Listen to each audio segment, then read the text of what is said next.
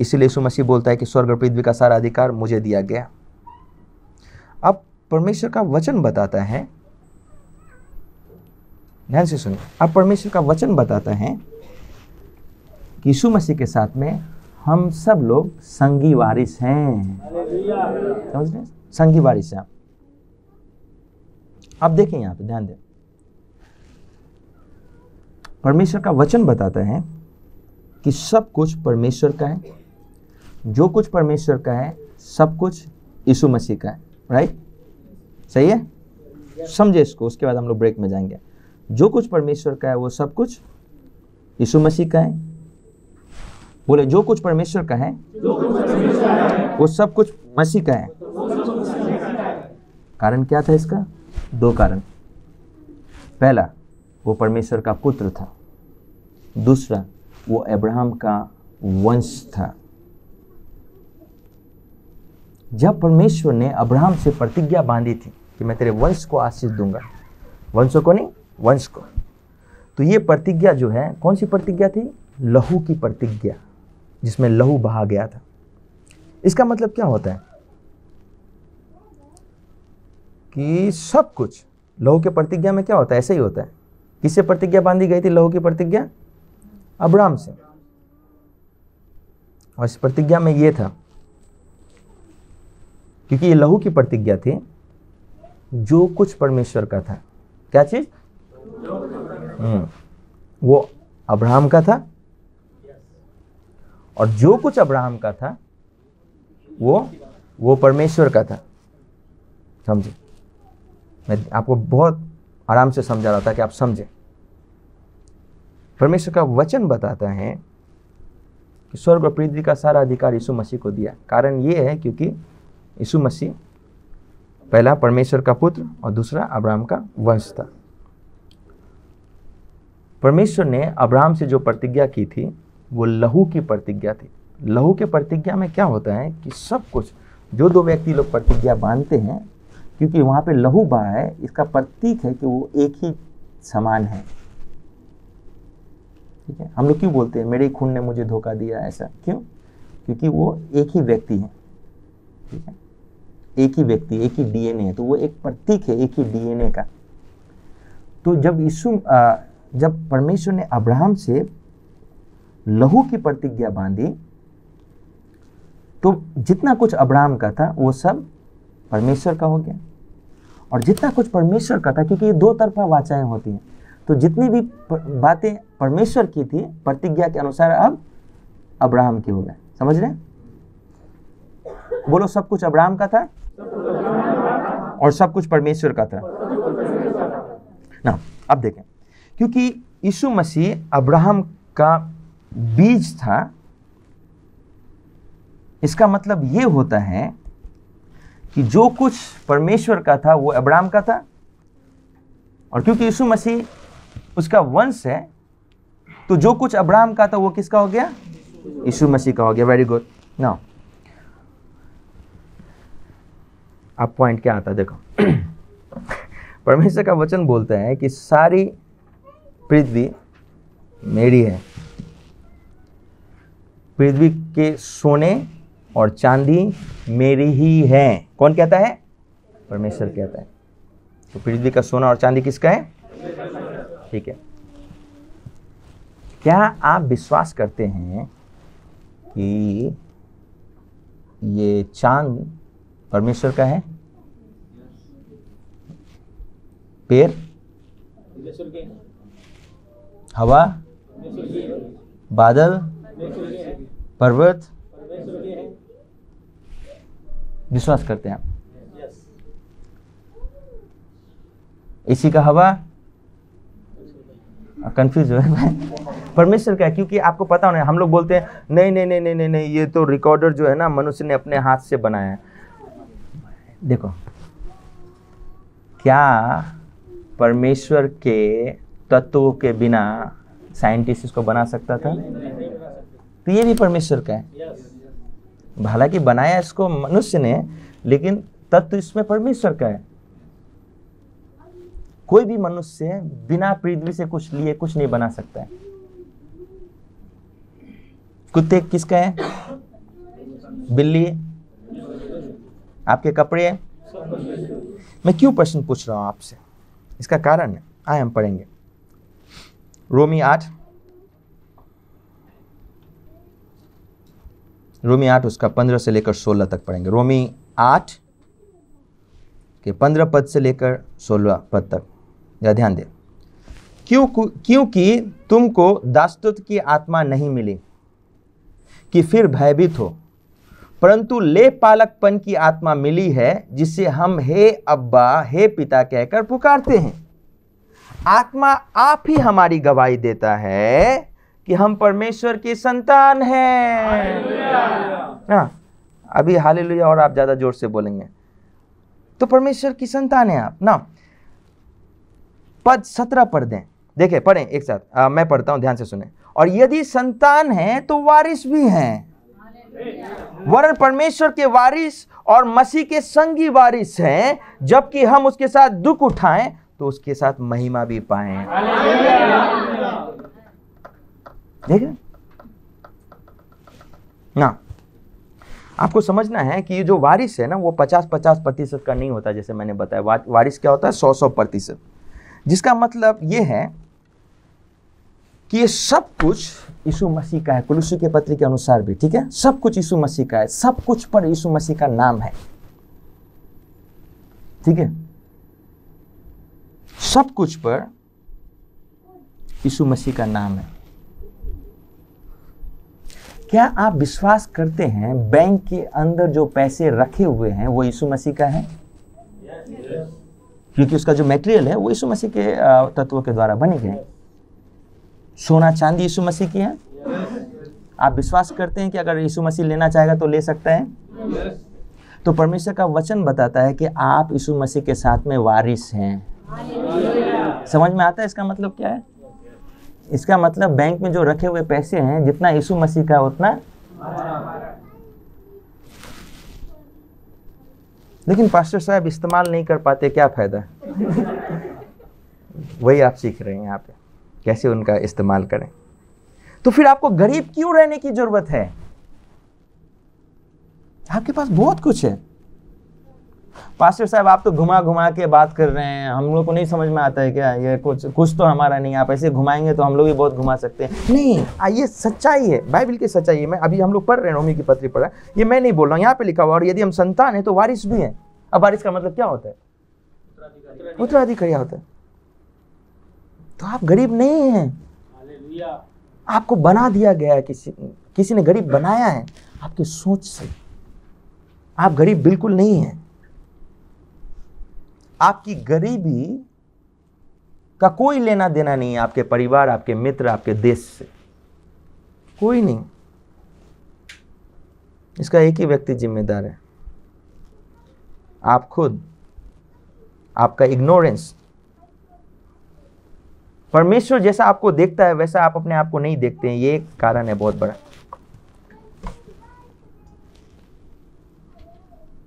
परमेश्वर जैसा आपको दिखता है वैसा आप अपने आप को नहीं देखते हैं, ये बहुत बड़ा कारण है आपकी गरीबी में जीने का।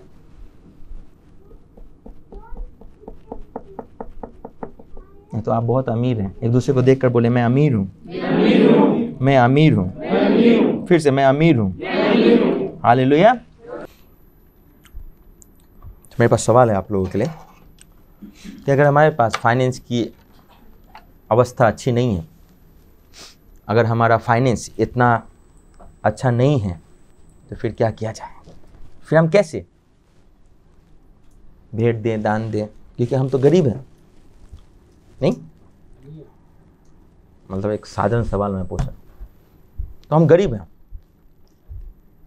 और हमको लगता है क्योंकि हमारे पास नहीं है। क्योंकि बहुत सारे लोगों का सवाल है, इवन जो मुझे देख रहे होंगे टीवी में, उनके पास सवाल है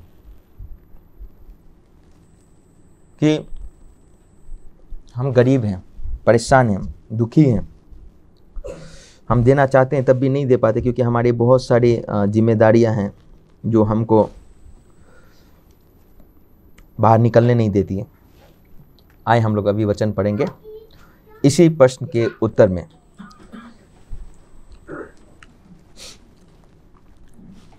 हम लोग निकालेंगे स्वोपदेशक।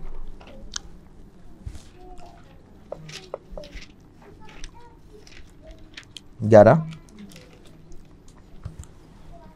उसका 4 से पढ़ेंगे। स्वोपदेशक 11 उसका 4 से 6 तक। जो वायु को ताकता रहेगा वो बीज बोने ना पाएगा, और जो बादलों को देखता रहेगा वो लवने ना पाएगा। जैसे तू वायु के चलने का मार्ग नहीं जानता और किस रीति से गर्भवती के पेट में हड्डियां बढ़ती है, वैसे तू परमेश्वर का काम नहीं जानता जो कुछ वो करता है। भोर को अपना बीज बो, बोले भोर को अपना बीज बो। सांझ को भी अपना हाथ ना रोक, क्योंकि तू नहीं जानता कि कौन सफल होगा, ये या वो, या दोनों अच्छे निकलेंगे। जो लोग ये कहते हैं कि हमारे पास नहीं है, मेरे पास तकलीफ है, मैं क्या करूं, परमेश्वर का वचन बताता है कि ये वो लोग हैं जो हमेशा बादलों को देखते रहते हैं।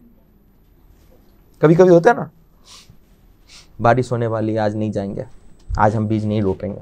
तो ये लोग हमेशा समस्याओं को देखते रहते हैं, और इन लोगों के लिए जवाब ये है, दूसरा कुरिन्थी पढ़ेंगे, दूसरा कुरिन्थी 9 उसका 10।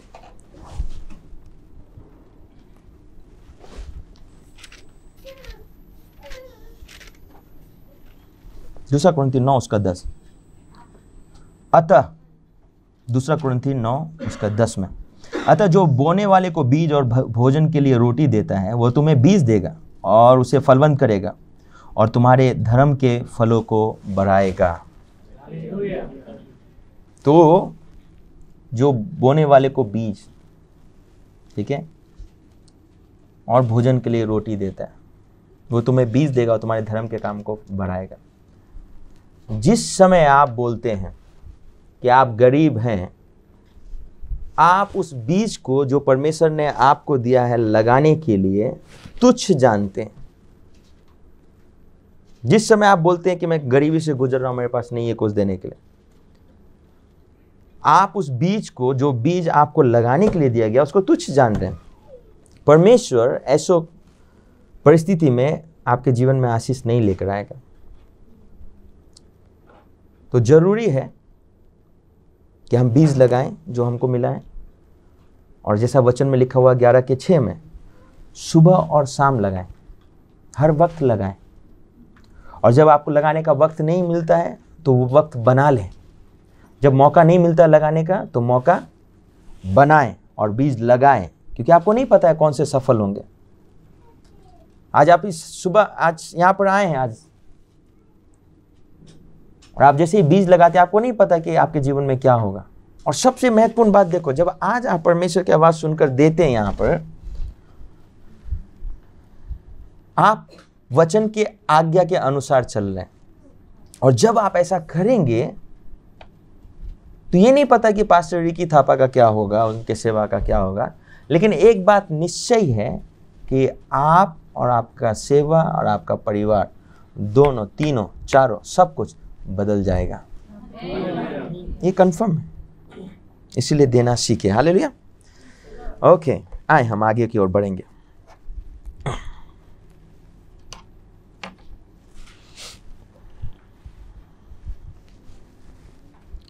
तो हम लोग बात कर रहे थे कि परमेश्वर जैसा हमको देखता है वैसा हम अपने आप को नहीं देखते हैं, ठीक है। परमेश्वर का जो नजरिया है हमको देखने का, उसने फिक्स कर लिया है।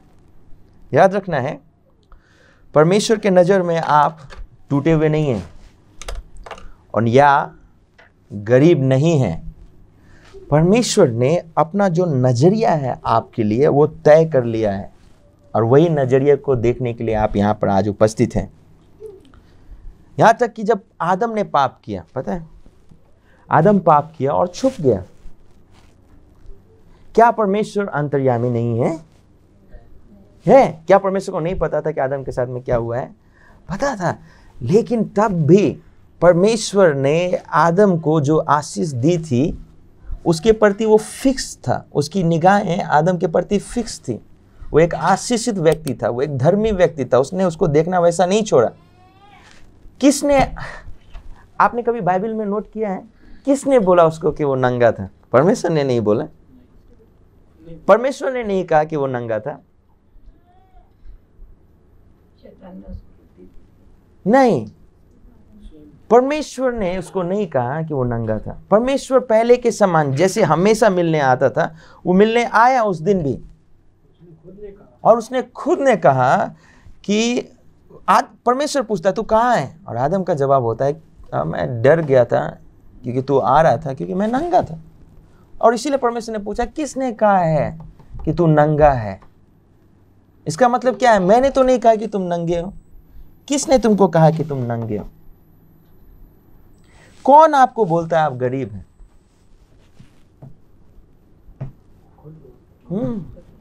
कौन बोलता है कि मेरे पास पैसे नहीं है? आप खुद बोल रहे हैं, परमेश्वर तो नहीं बोल रहा है। बाइबल में एक वचन निकाल के बताओ जो बोलता हो कि आप गरीब हैं। हमने अपने आप को गरीब खुद बना के रखा है। मैं समझता हूं जब आप बोलते हैं गरीब है उसका मतलब क्या, मैं अच्छी तरीके से समझ रहा हूं आप क्या बोलना चाह रहे हैं। लेकिन जो हम लोगों को जो जबान दी गई है, हमारी जो जुबान है, वो अद्भुत कार्य करती है, अलादीन के चिराग के समान, इसलिए खतरनाक भी है कि आप क्या बोलते हैं। आपको सोच समझ कर बोलना पड़ेगा। परमेश्वर ने आदम को देखने का नजरिया तय कर लिया था, इसीलिए वो पाप करने के बाद भी आदम को वैसे ही देखता रहा जैसा वो पहले देखता था। जब आदम ने कहा कि वो नंगा है, तब परमेश्वर ने पूछा तुमको किसने बताया है कि तुम नंगे हो? क्योंकि मैंने नहीं कहा तुम नंगे हो। परमेश्वर ने आपको देखने का नजरिया फिक्स कर लिया है। समझ रहे हैं? इस बात को समझे क्या मैं बता रहा हूं? परमेश्वर ने अपना इच्छा, जो अपनी इच्छा है आपके प्रति, वो फिक्स है उसका। आप अमीर हैं। समस्या क्या है? परमेश्वर का वचन बताता है अगर पहला यूहन्ना 5:14 के अनुसार अगर हम उसके इच्छा के अनुसार प्रार्थना करते हैं तो हमको मिलता है।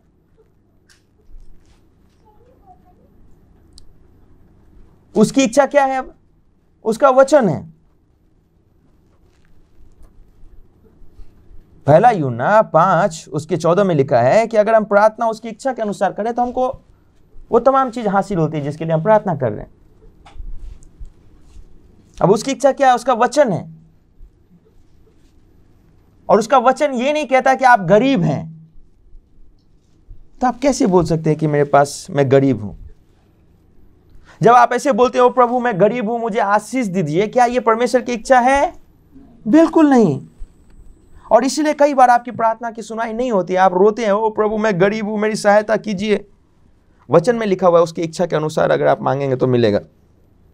आप जो प्रार्थना कर रहे हैं जरा उसको देखें, वो परमेश्वर की इच्छा नहीं है। परमेश्वर नहीं बताता है कि आप गरीब हैं। परमेश्वर का वचन बोलता है आप अमीर हैं।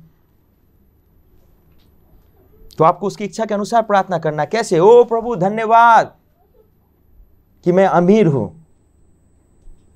मुझे एक गाड़ी की जरूरत है और मैं धन्यवाद देता हूं कि तूने मेरी प्रार्थना सुन ली है, मेरे पास गाड़ी आ रहा है। यह प्रार्थना करने का तरीका हुआ। जब आप उसकी इच्छा के अनुसार प्रार्थना करेंगे तो आप महान महान कार्य को देख पाएंगे। लेकिन प्रॉब्लम यह है कि हम उसकी इच्छा के अनुसार प्रार्थना नहीं कर रहे हैं। हम क्या कर रहे हैं? परमेश्वर के विरुद्ध में प्रार्थना करें। ओ प्रभु मैं गरीब हूं, मुझे ये दे दीजिए। परमेश्वर बोलता है दे दीजिए, ये तुम्हारे पास नहीं है क्या? दे दीजिए का मतलब, देखो आपको समझना है, सब कुछ आपका है, लेकिन सब कुछ जो आपका है अलग अलग कमरे में रखी हुई है, ठीक है?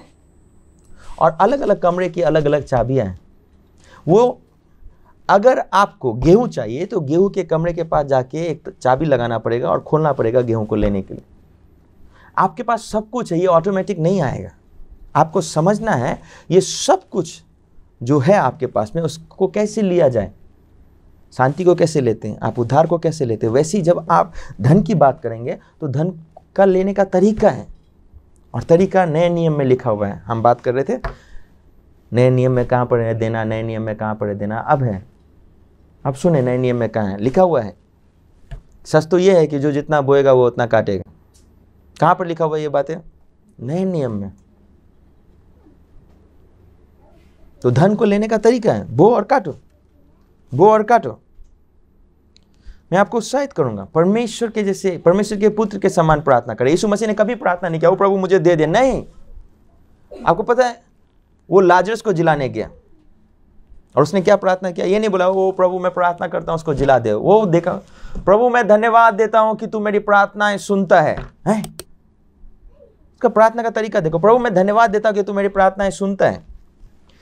फिर उसके आगे का प्रार्थना सुनो, वो बोलता है मैं ये भी प्रार्थना इसीलिए कर रहा हूं क्योंकि यहां जो लोग खड़े हैं वो सुने। मतलब वो धन्यवाद देना भी इसीलिए था ताकि दूसरे लोग सुने। नहीं तो यीशु मसीह वो भी प्रार्थना नहीं करता, वो खाली बोलता है लाजरस बाहर आ जा, और वो आ जाता। तो यीशु मसीह के समान प्रार्थना करना सीखें। प्रभु धन्यवाद आपको, आपने अमीर बनाया है, धन्यवाद मैं गरीब नहीं, धन्यवाद मुझे ये जरूरत है और ये जरूरत पूरी हो रही है, आपको धन्यवाद।